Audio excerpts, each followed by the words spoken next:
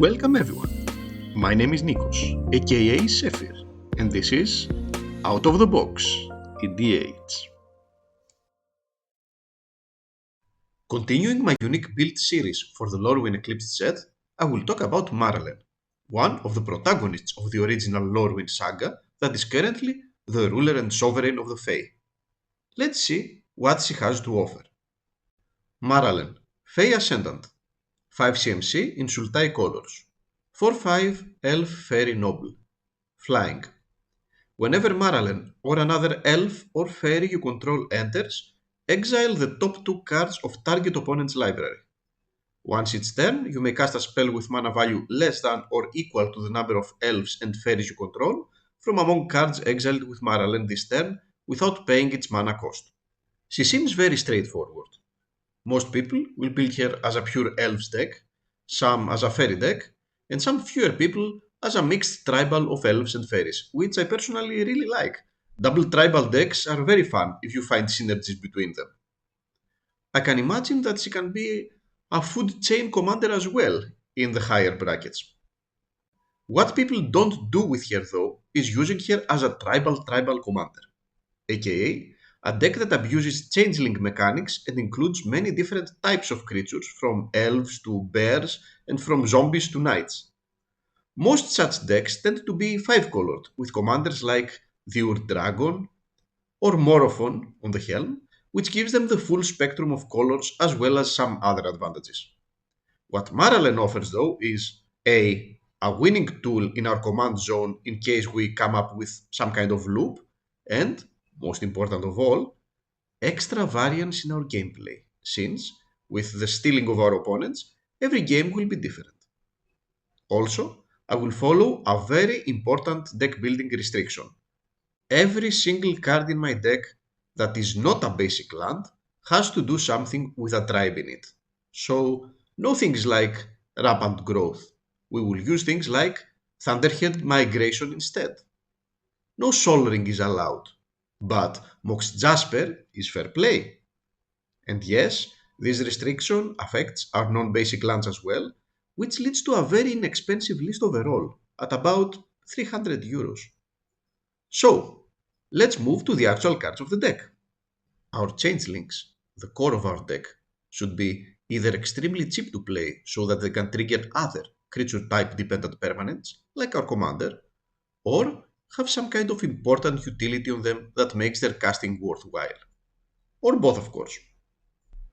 Thus, we have Universal Automaton, Changeling Outcast, Moth Dust Changeling, Guardian Glade Walker, Masked Vandal, Amoeboid Changeling, Skeletal Changeling, Mischievous Sneaking, Shapesearer, 3/3 Mascot, Woodland Changeling, Stalactite Dagger, that is basically a 2 CMC Changeling, Mutable Explorer, that ramps with an extra Changeling when it enters, Realm Walker, Firdoch Core is a non-creature Changeling that allows for plenty shenanigans as well, and for higher CMCs, we have Omni Changeling that can be cast through Convoke. Finally, Springleaf Parade can allow for really explosive starts. Our ramp is mostly creature-based, abusing the vast numbers of changelings we have on field.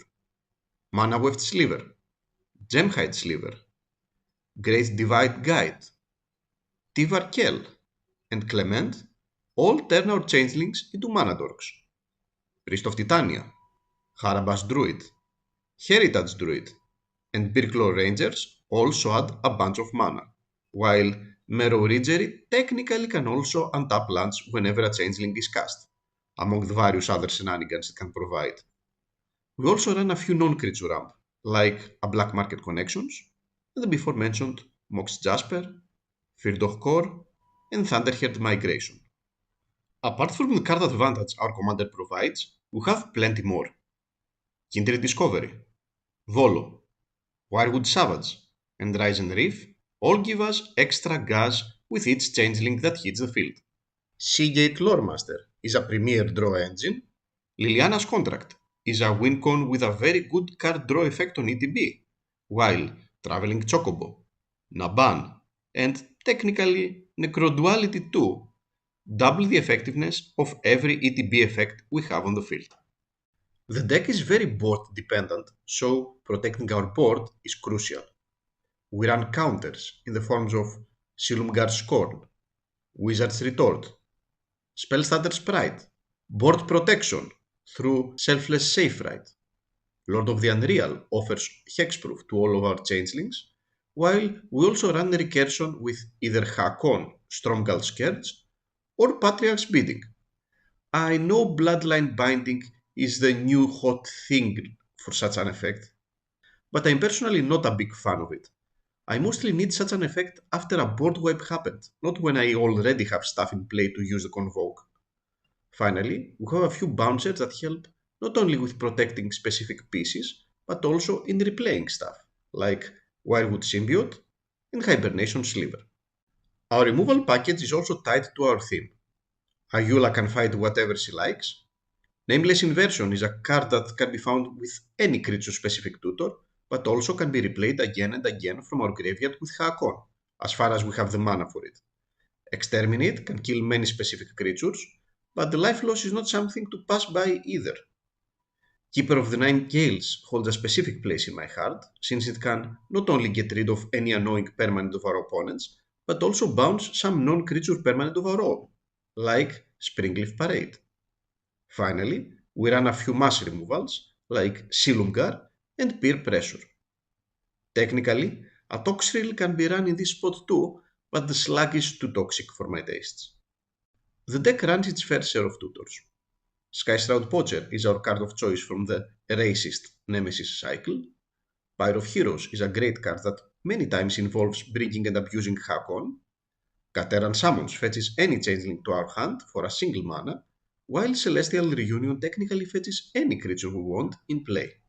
Other cards worth to be mentioned are obviously Maskwood Nexus, one of the most powerful cards in our deck that turns everything into changelings, Oko, that can turn any creature in our field into a changeling permanently, Didgeridoo, that allows us to cheat changelings in play in any turn, and Urza's Incubator, that basically makes all changelings cost a single mana or sometimes even less. All this leaves us with 33 spots for lands, a respectable number for such a low CMC list.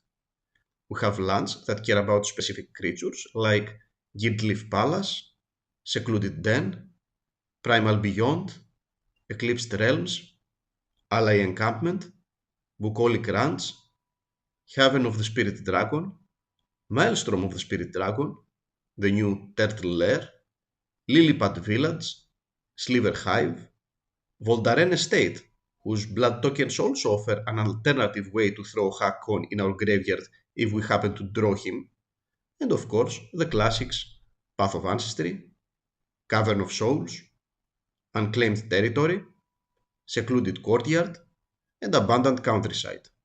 Swanyard and Accursed Duneyard offer extra protection, Mutavault is an extra changeling for abuse, Wirewood Lodge can untap elves, a very important ability here, while 3-3 City is a big mana provider.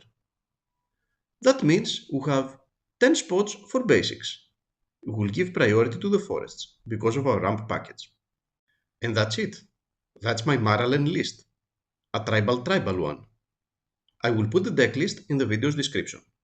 I hope you liked the video, and if you did, consider joining my Discord community for free, where all my public and personal lists are uploaded.